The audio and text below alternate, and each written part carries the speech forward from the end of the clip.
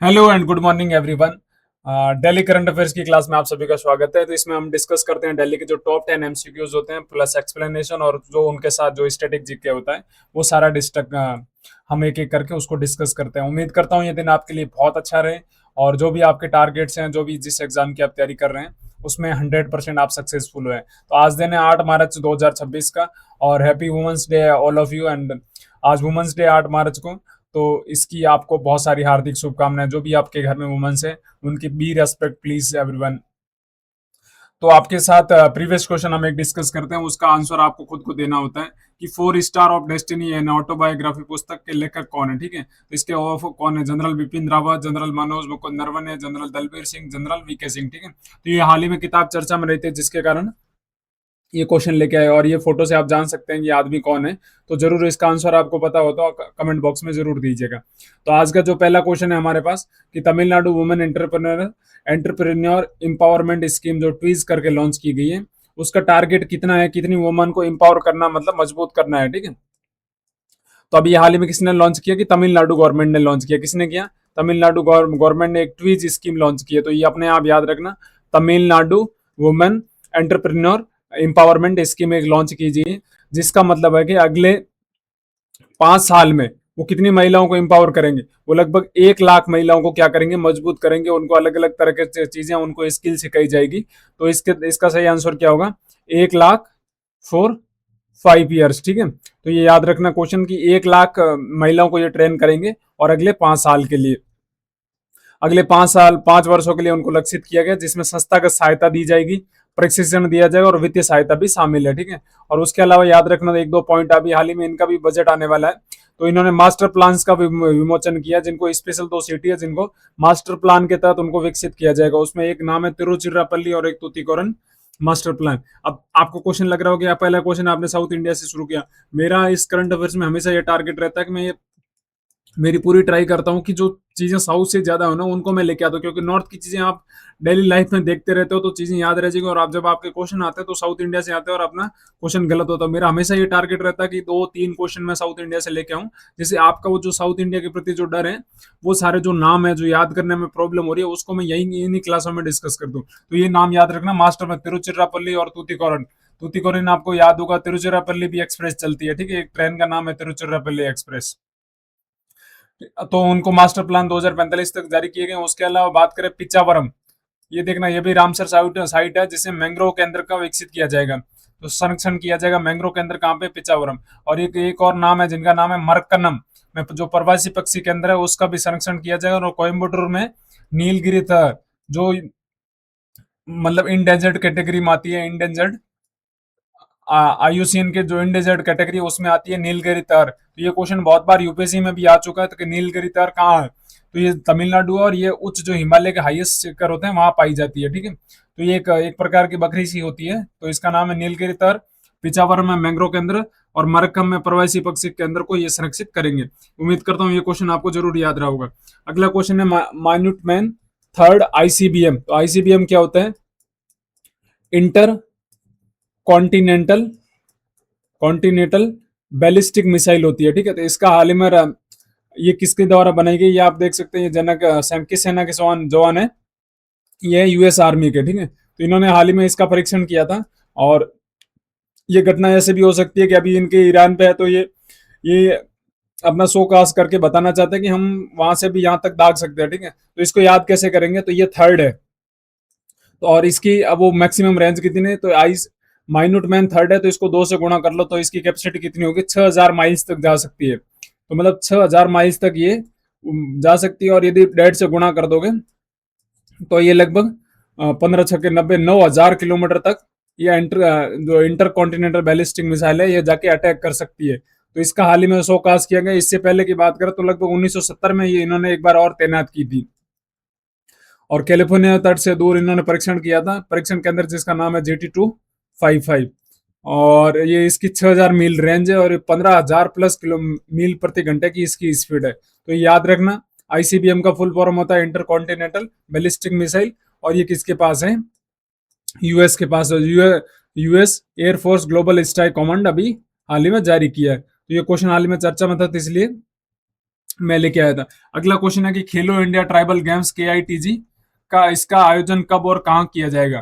तो ये क्वेश्चन याद रखना, 100% आपके किसी और किसी एग्जाम में आपको देखने को मिल जाएगा। तो इसका सही आंसर है मार्च 25 से अप्रैल 6 के बीच में।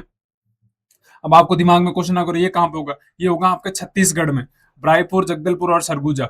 अब आपको दिमाग में आएगा कि छत्तीसगढ़ में आयोजन क्यों हो रहा है, तो इसका सीधा सा सिंपल सा कंसेप्ट है, क्योंकि आपको पता होगा छत्तीसगढ़ में आपने नाम सुना होगा बस्तर का। बस्तर में कौन रहते थे, माओवादी। और हाल ही में जब इंडिया गवर्नमेंट ने इस तरह से माओवादियों पर कंट्रोल कर लिया, लगभग 99% लगभग कंट्रोल कर लिया, मतलब माओवादी छोड़ के अपने घर के रास्तों की तरफ लौट आए, सारे बंदूक बंदूक छोड़ दिए। तो अभी घर की तरफ आए तो वो क्या करेंगे, तो उनको क्या कराओ, खेलो कराओ, खेलो इंडिया के गेम्स कराओ, उनमें खेलों में प्रतियोगिता करो, तो जिससे वो मतलब और ज्यादा एंटरटेन कर पाए, और जो जंगल की दुनिया उसको छोड़ के इस रास्ते की ओर। तो इस ट्रिक से आप याद रख सकते हैं। तो खेलो इंडिया ट्राइबल गेम अभी कहाँ पे होंगे, ये होंगे आपके छत्तीसगढ़ में, ठीक है। अब छत्तीसगढ़ में 3 सिटी है, कौन कौन सी, एक तो रायपुर, और एक जगदलपुर, राजगसार। तो ऐसे याद रखते हैं, रजास या राजस या ऐसे भी याद रख सकते हैं, जा सा, राजसा, ठीक है। तो राजासा, राजासा, रायपुर, जगदलपुर और सरगुजा, तो 3 सिटी में होगी। तो इसको ऐसे याद रखने से राजासा, राजसा या राजासा ऐसा करके आप इसको याद कर सकते हो, और यहाँ से सीधा क्वेश्चन आपको एग्जाम में देखने को मिलेगा। तो अभी हाल ही में जो खेल मंत्री है मनसुख मंडाविया द्वारा 25 मार्च से 6 अप्रैल के बीच में 3 शहर राजासा, ठीक है, राजासा में आयोजित किया जाएगा, राजासा में। और इसमें कितने खेल होंगे, 7 पदक खेल होंगे। अब 7 हमेशा याद रखना कि जब 7 होगा तो सब चीजें साथ साथ चलती है। तो यहाँ से भी याद रख सकते हैं, जिसमें एथलेटिक्स है, फुटबॉल है, हॉकी है, भारोत्तोलन है, तीरंदाजी, तैराकी और कुश्ती, और प्रदर्शन का खेल होंगे जिसमें मल्लखंब और कबड्डी, ये दोनों प्रदर्शन से बताए जाएंगे, मतलब ये इनमें पदक नहीं मिलेगा लेकिन उनको शोकास किया जाएगा। और इसका सब शुभंकर क्या है, मोरवीर। कौन सा, मोरवीर, ये याद रखना, ये क्वेश्चन भी आपको सीधा आ सकता है। मोर का अर्थ छत्तीसगढ़ी में अपना होता है, और वीर का अर्थ होता है साहस या जनजाति युवाओं का भावना का प्रतीक होता है। तो मोरवीर याद रखना, खेलो इंडिया जो ट्राइबल गेम है उसका शुभंकर क्या है, मोरवीर। इसका उद्देश्य आप पता ही है आपको क्या करना है, तो जनजातीय खेल प्रतिभा को पहचान करना और राष्ट्रीय जो खेल पारिस्थितिक तंत्र है उसमें बढ़ावा देना। हाल ही में स्वायत्त इनिशिएटिव हाल ही में चर्चा में रहा था, ये कब लॉन्च किया गया था। तो स्वायत्त एक वुमेन्स के लिए एक इनिशिएटिव था, ये लॉन्च किया गया था आपको 19 फरवरी 2019 को। आप इसको कैसे याद रखोगे, स्वायत्त स्टार्ट कितना है, एस से, और टी किससे खत्म होता है, ये 20 मतलब खत्म किससे हो रहा है, एस से, मतलब टी से खत्म हो रहा है, ठीक है। तो एस कितने बार आता है अल्फाबेट में, 19 पर, और टी कितने पर आता है, 20 पर। तो इसको याद कर सकते हैं कि 19 है और 20 को कितना करो तो 0 2, तो ये 19 फरवरी 2019 को ये लॉन्च किया गया था। तो ऐसी ट्रिक से आप बिल्कुल याद कर सकते हैं। और ये ट्रिक क्या होती है, इनमें आपको क्वेश्चन देखते ही आपको समझ में आ जाए कि ट्रिक लग रही है कि नहीं लग रही। नहीं लग रही है तो वो नहीं लग रही, वो तो वैसे ही आपको याद करने पड़ रही है, लेकिन जब लग जाएगी तो चीजें आपके लिए आसान हो जाएगी।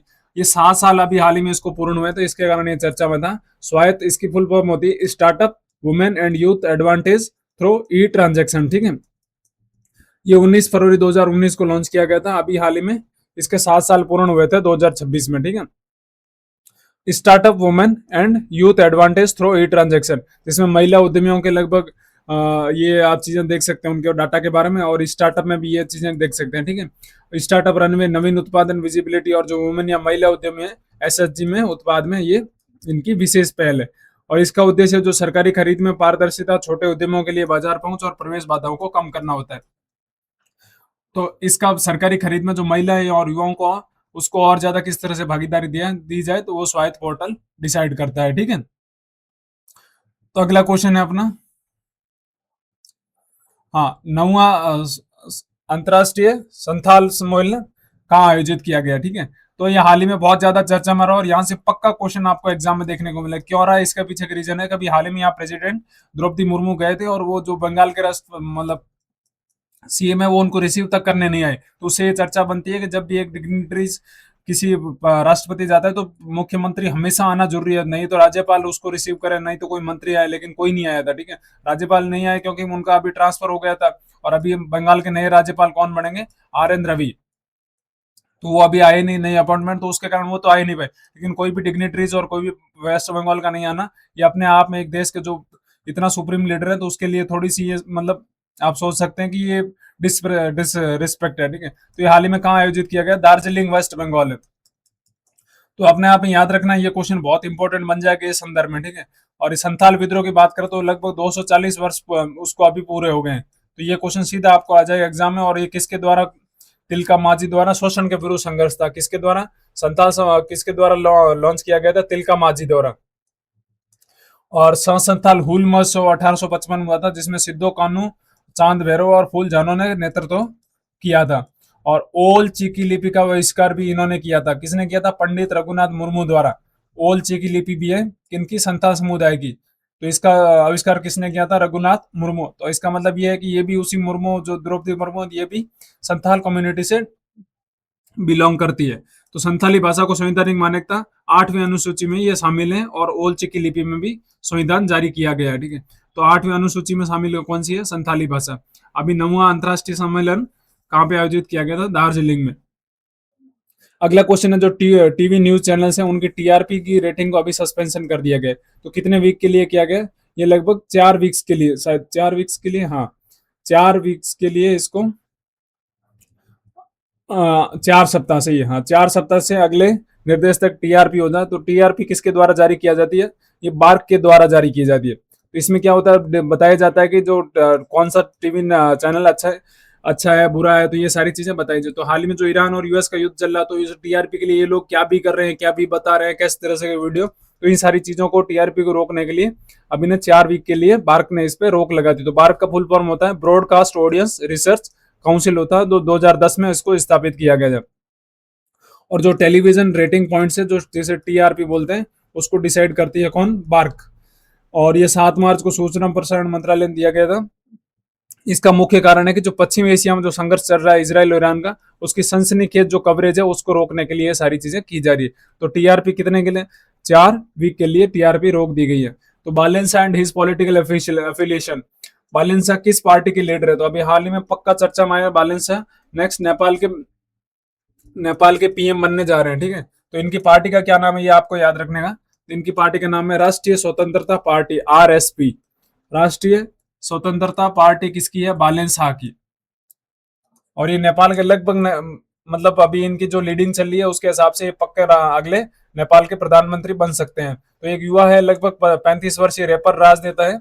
और इससे पहले ये काठमांडू के मेयर भी रह चुके थे।